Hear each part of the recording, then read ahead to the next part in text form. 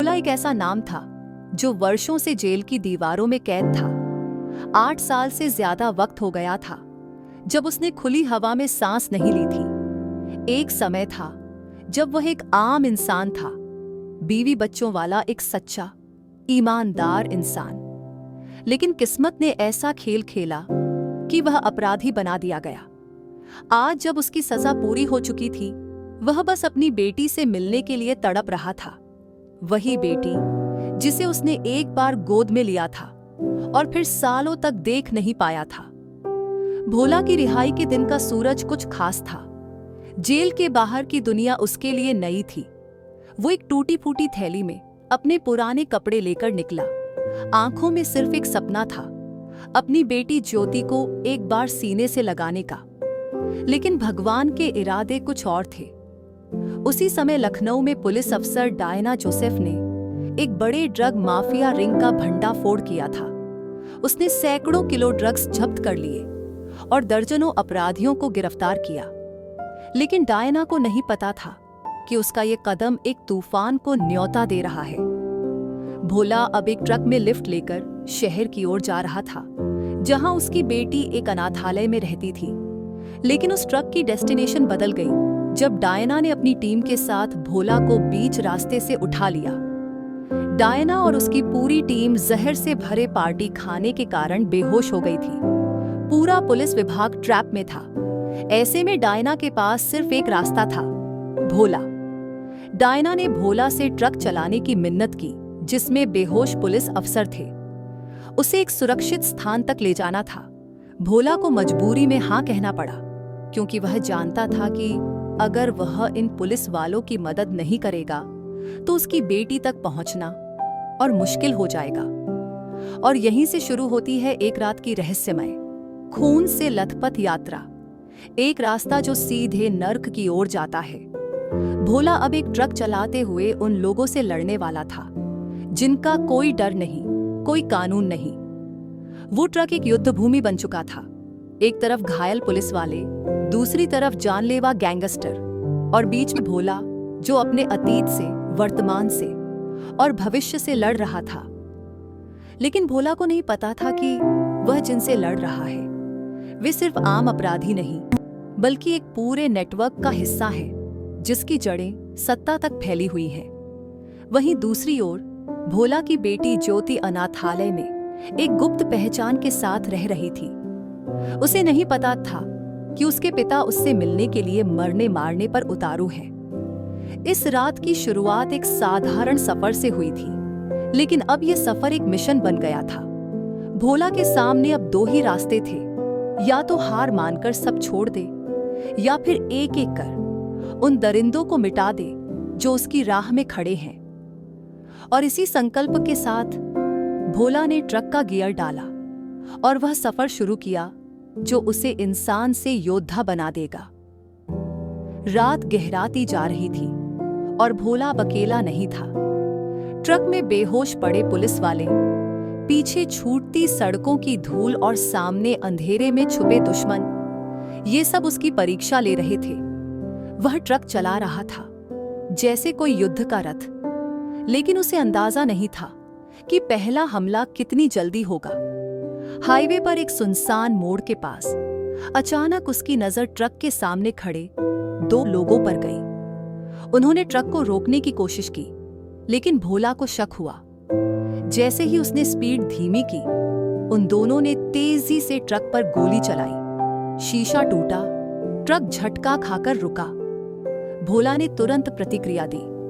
वह ट्रक से कूदा और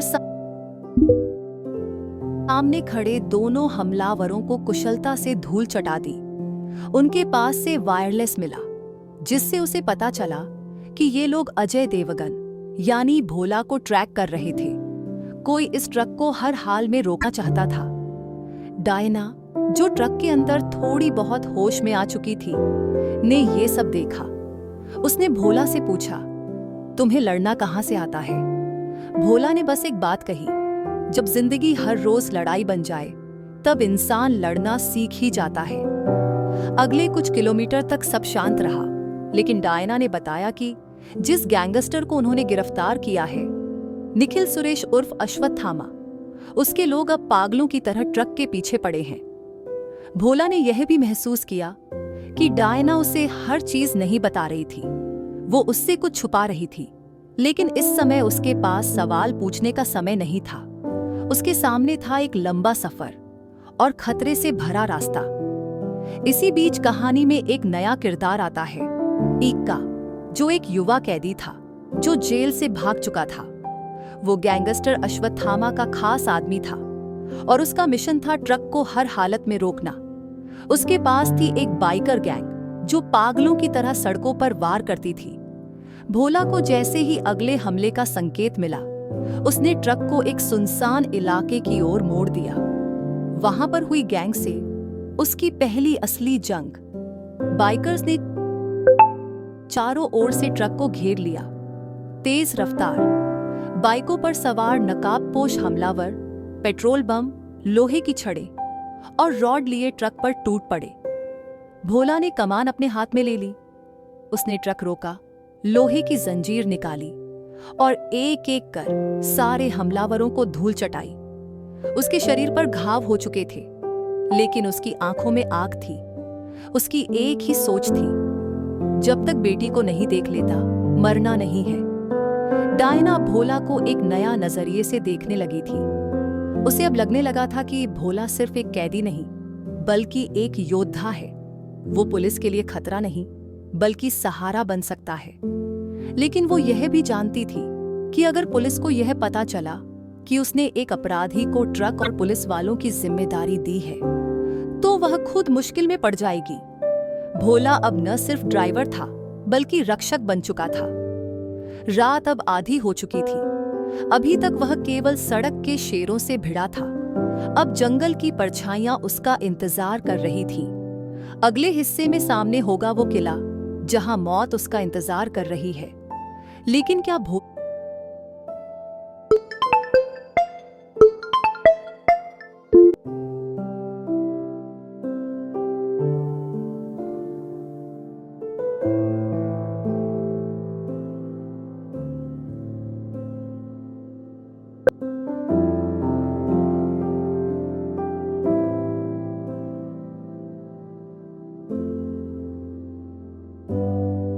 सिर्फ अपनी बेटी के लिए लड़ेगा, या अब ये उसकी आत्मा की लड़ाई बन चुकी है? भोला अब शहर की मुख्य सड़कें छोड़कर जंगल के रास्ते की ओर बढ़ चुका था। डायना ने सुझाव दिया था कि ये रास्ता छोटा और कम खतरनाक है, लेकिन हकीकत कुछ और थी। ये जंगल सिर्फ पेड़ों और सन्नाटों से भरा नहीं था, बल्कि यहाँ छुपे थे वो शिकारी जो हर आवाज पर हमला करते थे। ट्रक अब एक पथरीली सड़क पर हिचकोले खा रहा था। आसमान पर बादल गरज रहे थे और अचानक एक पेड़ रास्ते में गिरा दिखाई दिया। भोला ने ट्रक रोका। वह जानता था यह कोई प्राकृतिक घटना नहीं थी। जैसे ही वह बाहर निकला, जंगल के हर कोने से तीरों की बौछार होने लगी। भोला ने तेजी से ट्रक के अंदर वापसी की और ट्रक को रिवर्स में ले जाकर मोड़ने की कोशिश की, लेकिन तभी ट्रक के टायर में गोली लगी और ट्रक रुक गया। डायना ने वॉकी टॉकी से नजदीकी पुलिस चौकी को मदद के लिए बुलाया, लेकिन कोई जवाब नहीं मिला। शायद वायरलेस ब्लॉक कर दिया गया था। फिर शुरू हुई एक नई जंग, इस बार जंगल में। भोला अब अकेला ट्रक नहीं, बल्कि एक कुल्हाड़ी और लोहे की छड़ के साथ मैदान में उतर चुका था। सामने से हमला कर रहे थे कई नकाबपोश, जिनकी आंखों में सिर्फ खून की लालसा थी। भोला ने एक एक कर सभी पर वार किए। उसके हाथों की ताकत और जज्बा अब राक्षसी रूप ले चुका था। उसके शरीर पर अब नए घाव बन चुके थे, लेकिन उसका मन और भी मजबूत होता जा रहा था। डायना भी अब खुद को कमजोर नहीं समझ रही थी। उसने एक बंदूक उठाई और कंधे पर गोली लगने के बावजूद कई हमलावरों को घायल किया। भोला और डायना की जोड़ी अब दुश्मनों के लिए भस्म बन चुकी थी।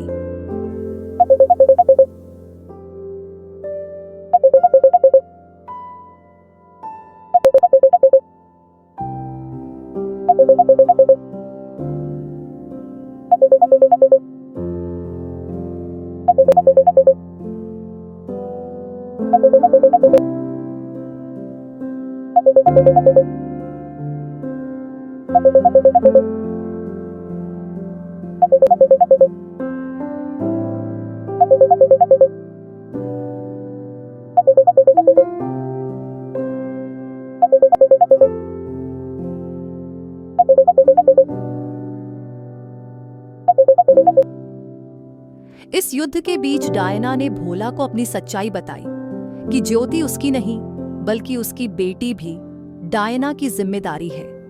वह उसे सिर्फ एक केस के तौर पर नहीं देखती बल्कि वो उसे बचपन से देख रही है। भोला यह सुनकर चौंक गया, लेकिन फिर उसकी आंखों में आंसू नहीं थे बल्कि वो शांत हो गया। उसने कहा, जो मेरी बेटी को अपने सीने से लगा सके वही उसका असली अपने है। जंगल की लड़ाई खत्म हुई, लेकिन एक खतरनाक सच सामने आया।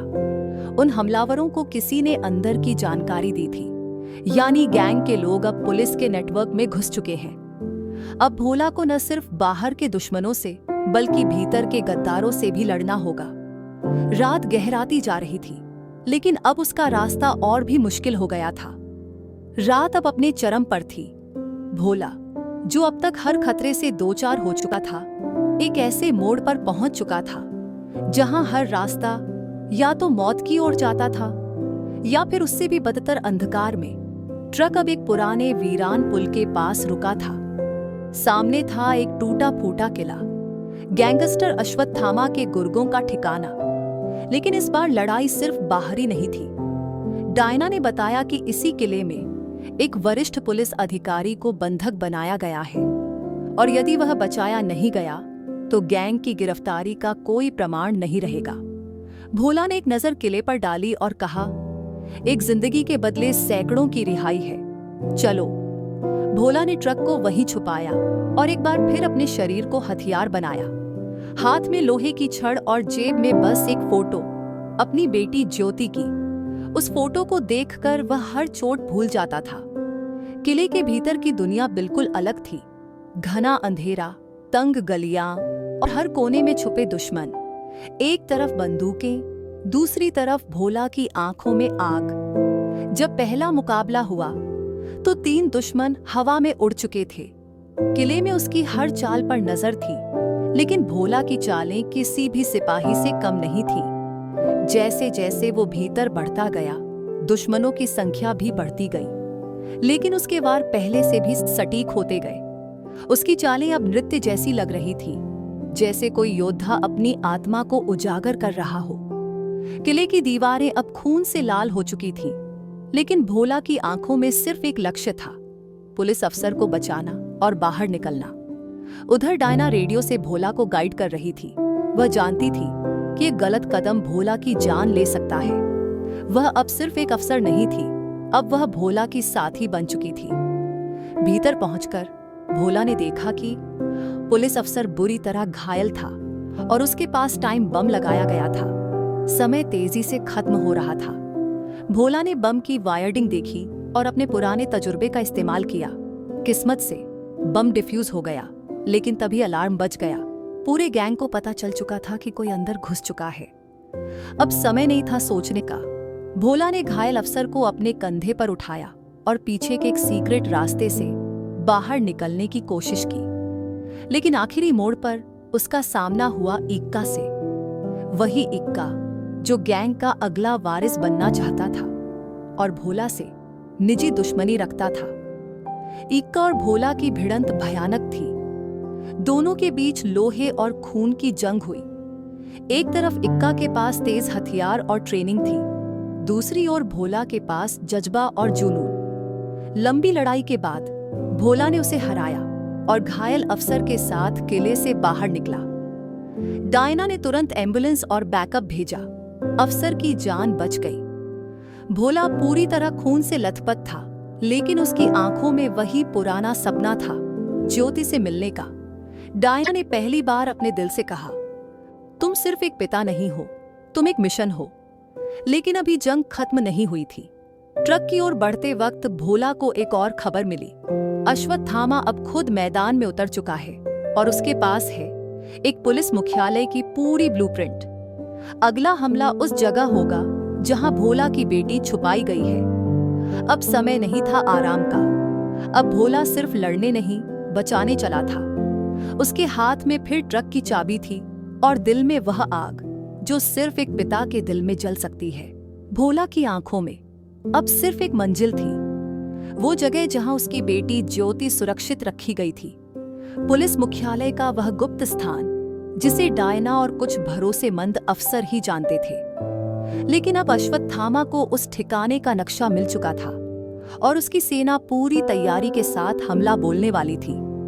भोला ने ट्रक की रफ्तार तेज कर दी, लेकिन मन में बेचैनी थी, एक पिता की बेचैनी जो जानता है कि उसकी संतान खतरे में है।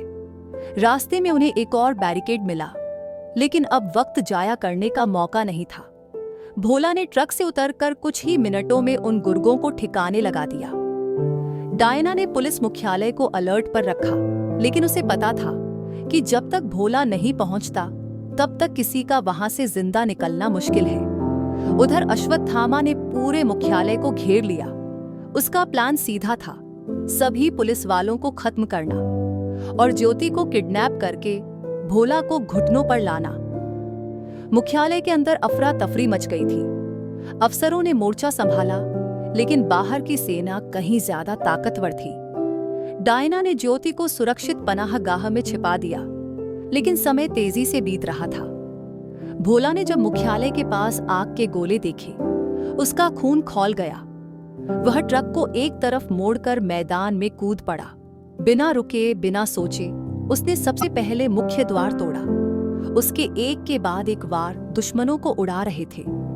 अंदर दाखिल होते ही उसकी आंखें अपनी बेटी को ढूंढने लगी, लेकिन उसे हर कोने में सिर्फ लड़ाई ही दिख रही थी। हर कदम पर दुश्मन, हर सांस पर खतरा। पुलिस अफसर अब उसे देखकर लड़ने के लिए प्रेरित हो रहे थे। मुख्यालय की दूसरी मंजिल पर अश्वत्थामा खुद मौजूद था। उसने ज्योति को पकड़ रखा था और एक लाइव वीडियो कॉल चालू कर रखा था, जिससे भोला हर दृश्य देख सके।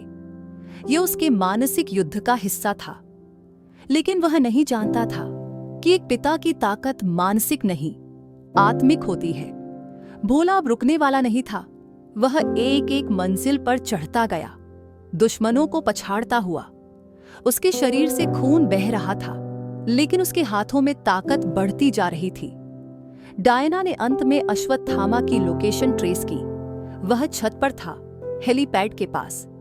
अश्वत्थामा ज्योति को लेकर भागना चाहता था। हेलीकॉप्टर की आवाजें आ रही थीं। भोला ने आखिरी सीढ़ी पर कदम रखा और सामने था वह राक्षस जिसने उसकी जिंदगी की आखिरी उम्मीद को कैद किया था। अश्वत्थामा ने बंदूक निकाली और बोला, अगर एक कदम भी आगे बढ़ाया तो तुम्हारी बेटी। लेकिन इससे पहले कि वह पूरा बोल पाता, भोला ने पास पड़े लोहे की रॉड से उसका हाथ झटक दिया। बंदूक नीचे गिरी और फिर वह टकराव शुरू हुआ जिसने इतिहास लिख दिया। भोला और अश्वत्थामा की लड़ाई केवल ताकत की नहीं, भावनाओं की थी। एक तरफ क्रूरता, दूसरी तरफ करुणा। एक तरफ आतंक, दूसरी तरफ पिता का प्रेम। आखिरकार भोला ने अश्वत्थामा को धूल चटा दी और ज्योति को अपनी बाहों में समेट लिया।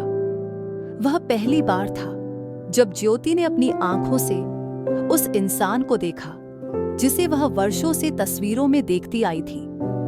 पुलिस मुख्यालय सुरक्षित हो गया। दुश्मनों को या तो गिरफ्तार किया गया या खत्म। डायना ने कहा, आज पुलिस नहीं जीती, एक पिता की ममता जीती है।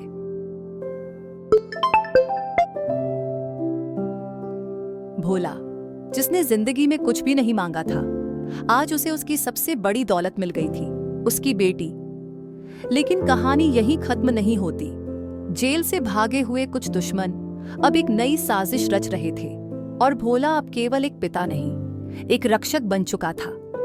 मुख्यालय की लड़ाई के बाद भोला और ज्योति को कुछ समय की राहत जरूर मिली, लेकिन तूफान थमा नहीं था।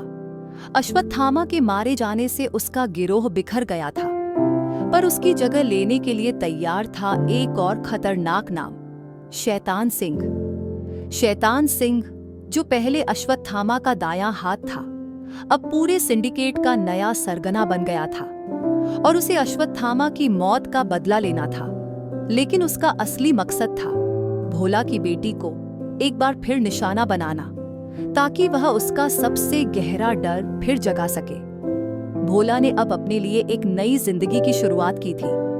वह ज्योति को एक बोर्डिंग स्कूल में भर्ती कराने गया ताकि वो पढ़ाई कर सके और एक आम जिंदगी जी सके। लेकिन वो जानता था कि जब तक उसका अतीत जिंदा है, उसका भविष्य सुरक्षित नहीं। डायना ने भोला को एक ऑफर दिया। सरकारी स्तर पर उसे विशेष सुरक्षा अधिकारी के रूप में नियुक्त किया जाए, जो अंडरकवर रहकर अपराधियों का सफाया करे। भोला पहले तो चौंका, लेकिन जब उसने समझा कि इससे वो अपने जैसे और लोगों की मदद कर सकता है, उसने हाँ कह दी। शैतान सिंह ने एक भयानक प्लान रचा। उसने शहर के अंदर छुपे हुए अपने गुर्गों को इकट्ठा किया और एक साथ 4 पुलिस स्टेशन पर हमला करवाया। यह एक चुनौती थी, एक इशारा कि अब मेरा राज्य शुरू होता है। भोला ने जैसे ही यह सुना, उसका खून खौल उठा। उसने अपनी नई जिम्मेदारी को गंभीरता से लिया और एक के बाद एक उन ठिकानों पर धावा बोला। वह अब अकेला नहीं था।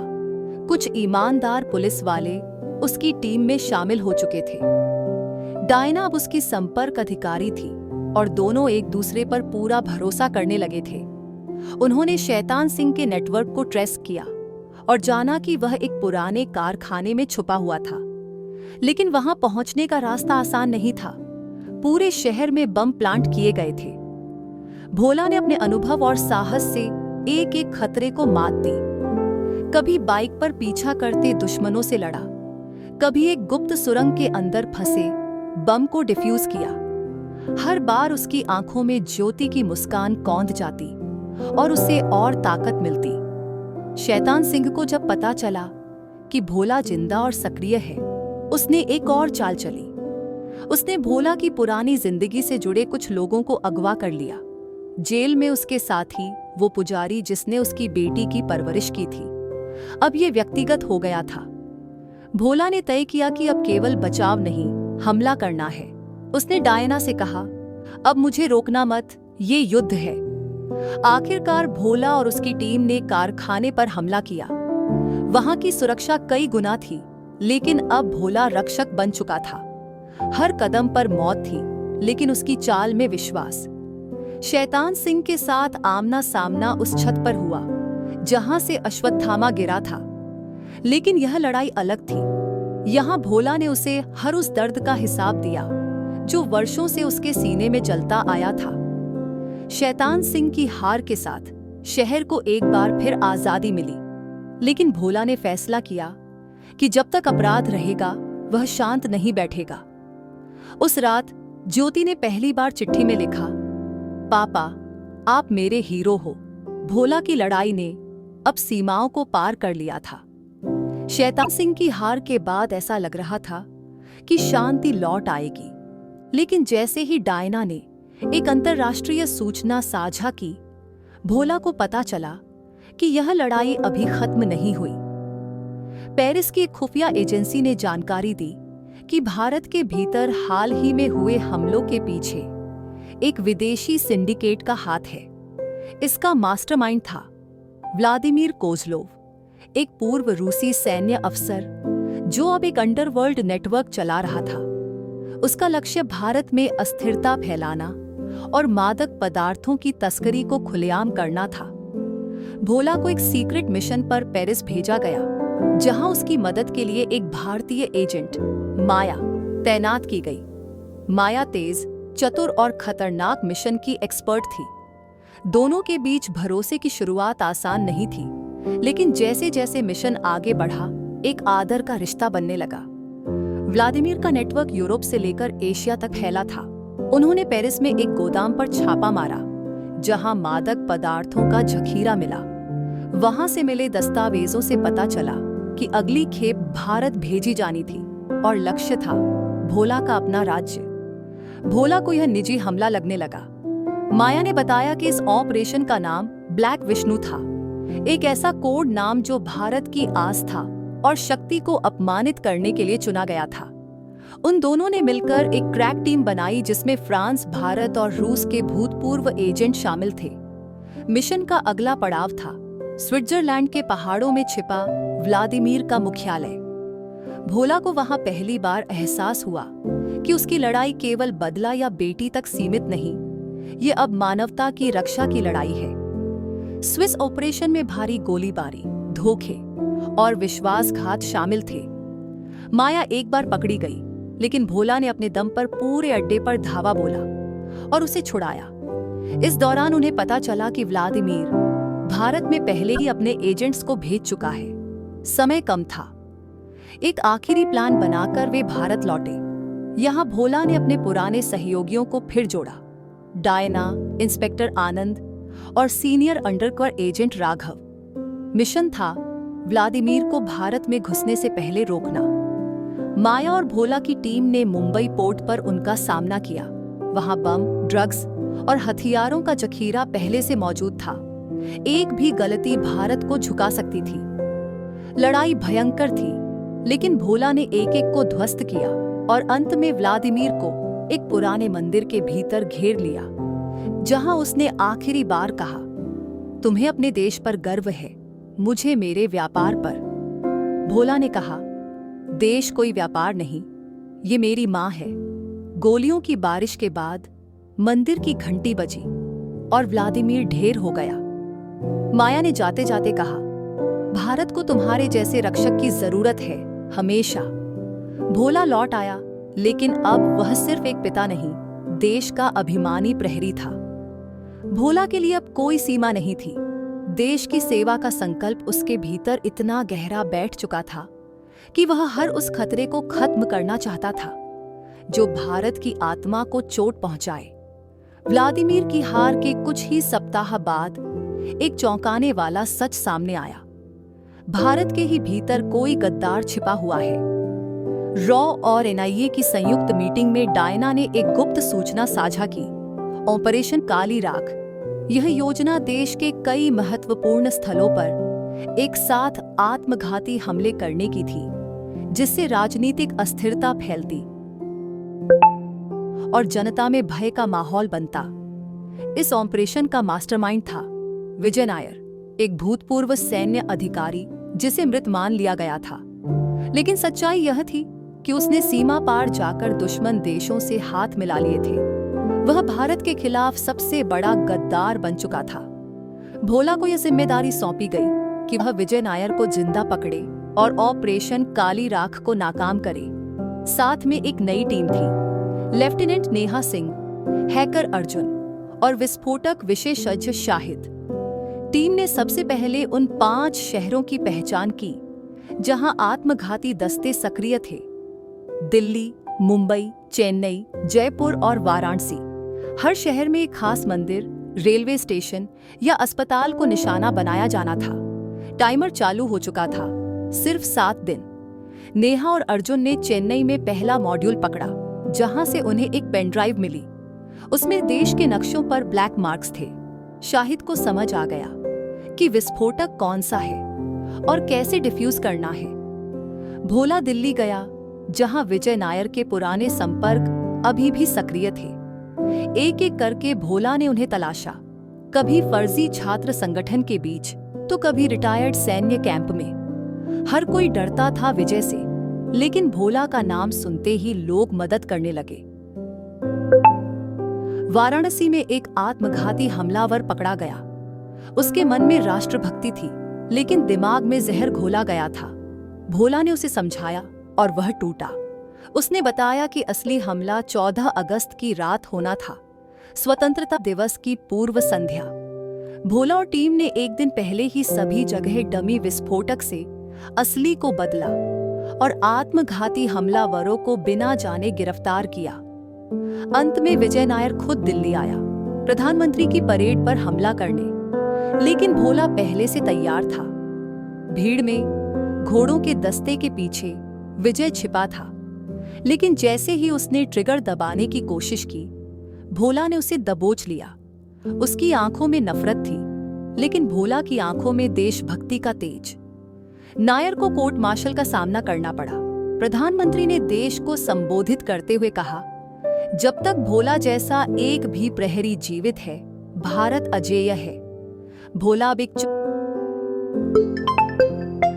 चुपचाप जीवन जीना चाहता था, लेकिन देश को उसकी जरूरत थी, शायद और भी ज्यादा। ऑपरेशन काली राख के समाप्त होते ही भोला को लगा कि अब शायद जीवन कुछ शांत होगा। उसने ज्योति के साथ समय बिताने की योजना बनाई थी, काश वह पूरी हो पाती। लेकिन एक पिता के हिस्से में चैन कब आता है। भोला और ज्योति एक छोटे से गांव में ठहरे हुए थे। वहीं एक दिन स्कूल से लौटते वक्त ज्योति गायब हो गई। आसपास के लोगों ने बताया कि 2 अजनबी मोटरसाइकिल पर आए और उसे उठा ले गए। भोला पागल हो गया था, उसका दिल फट रहा था, पर आंखों में आंसू नहीं, आग थी। जांच में पता चला कि इसका संबंध एक पुरानी दुश्मनी से है, तस्कर सरगना कांचा से, जिसे भोला ने 1 साल पहले गिरफ्तार कर जेल भेजा था। लेकिन अब वह बाहर आ गया था और बदला लेने लौटा था। कांचा ने ज्योति को नेपाल बॉर्डर के पास एक किले में रखा था। वहां उसका गैंग हथियारों और बच्चियों की तस्करी करता था। यह केवल एक अपहरण नहीं था, यह मानवता के खिलाफ युद्ध था। भोला अकेला नहीं था, डायना फिर उसके साथ थी। साथ में अर्जुन और शाहिद भी लौट आए। 4 लोगों की ये टीम सीमा पार जाने को तैयार थी। एक एक करके उन्होंने कांचा के अड्डों को खंगालना शुरू किया।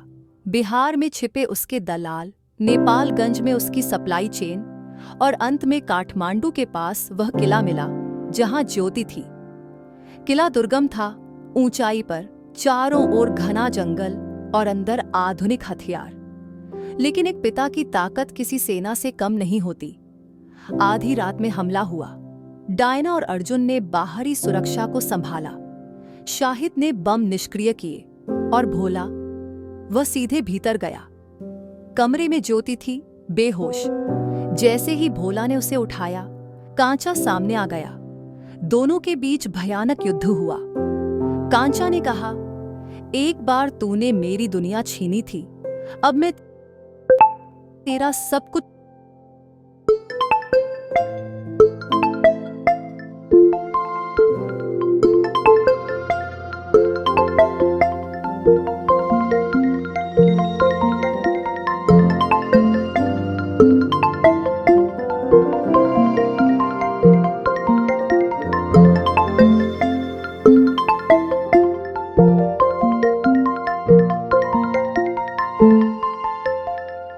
छीनूंगा। भोला बोला, तेरे जैसे हैवानों की दुनिया मैं रोज उजाड़ता हूं। लड़ाई खत्म हुई, कांचा मारा गया। पुलिस ने किले पर कब्जा किया और वहां बंद सभी लड़कियों को आजादी मिली। ज्योति धीरे धीरे होश में आई और भोला को देखकर मुस्कुराई। यह मुस्कान उसकी सबसे बड़ी जीत थी। भोला अब हर स्तर पर एक रक्षक बन चुका था, देश का, बेटी का और मानवता का। लेकिन कहानी अभी बाकी थी। कांचा की मौत के बाद भोला अपनी बेटी के साथ वापस लौट आया। अब उसके भीतर एक अजीब सी शांति थी, लेकिन वह जानता था कि यह स्थायी नहीं है। दुनिया जिसे अपराध कहती है, वो हर कोने में पनप रहा था। उसकी आत्मा को अब किसी ठिकाने में की जरूरत नहीं थी, उसे रास्ता मिल चुका था। भारत सरकार ने भोला को एक विशेष प्रस्ताव दिया, राष्ट्रीय गुप्त रक्षक की भूमिका।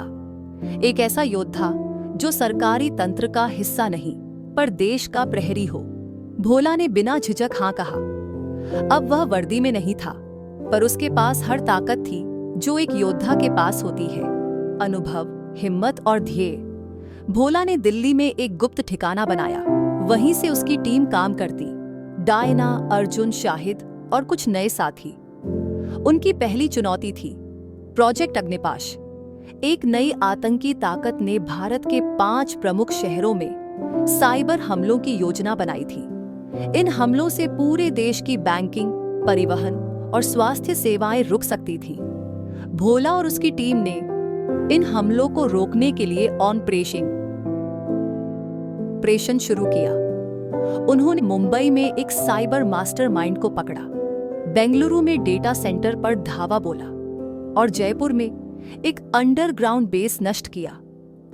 इस मिशन के दौरान भोला को अपने अतीत से जुड़े कई और चेहरे मिले, पुराने साथी जो अब दुश्मन बन चुके थे, पर उसने बिना द्वेष के न्याय किया। हर बार जब देश पर कोई खतरा आता, मीडिया को नहीं पता चलता, बट कहीं किसी छाया से एक रक्षक आता और अंधेरे को काट देता। लोग उसका नाम नहीं जानते थे, पर उसके किए का असर हर कोने में दिखता। एक दिन डायना ने पूछा, अब जब तुम इतना सब कर चुके हो, क्या कभी चैन से जीने का मन नहीं करता? भोला मुस्कराया, चैन अब मैं नहीं, मेरी बेटी जीती है। मेरा काम उसे वो दुनिया देना है जो मैं कभी नहीं देख पाया। आखिरी दृश्य में भोला अकेला चलता है, सड़क पर अंधेरे में, पर पीछे उसकी परछाई नहीं, उसका विश्वास चलता है। वो जो नाम नहीं बताता, वर्दी नहीं पहनता, पर हर बार देश के लिए लड़ता है, वही है भोला। समाप्त।